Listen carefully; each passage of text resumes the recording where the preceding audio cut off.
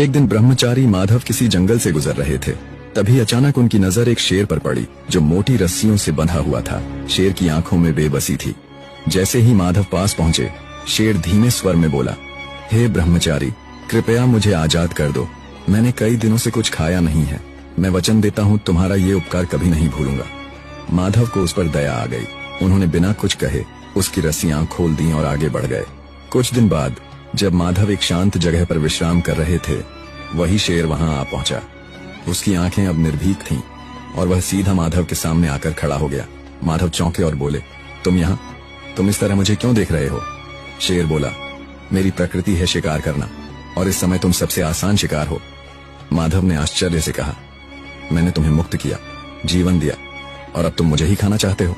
शेर बोला, कृपा और कर्तव्य अलग चीजें हैं, जंगल का नियम अलग है। माधव ने कहा, फैसला किसी तीसरे से होना चाहिए। थोड़ी दूर जाने पर उन्हें एक तोता मिला जो एक पेड़ की डाल पर बैठा था। उन्होंने पूरी बात तोते को सुनाई। तोता बोला, मनुष्य पूरी उम्र हमें पिंजरे में बंद रखता है, दाने पानी के नाम पर हमारी आजादी छीन लेता है। जब मन भर जाता है तो पिंजरा किसी और को दे देता है। मैं शेर का पक्ष लूंगा। माधव चुपचाप आगे बढ़े। कुछ दूरी पर उन्हें नारद मुनि मिल गए।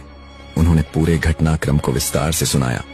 नारद मुनि शांत भाव से बोले, मैं तब फैसला करूंगा जब तुम पूरी घटना को दोबारा वैसा ही करके दिखाओ जैसे हुई थी। माधव ने बिना कुछ कहे शेर को दोबारा उसी तरह रस्सियों से बांध दिया जैसे वह पहले बंधा था।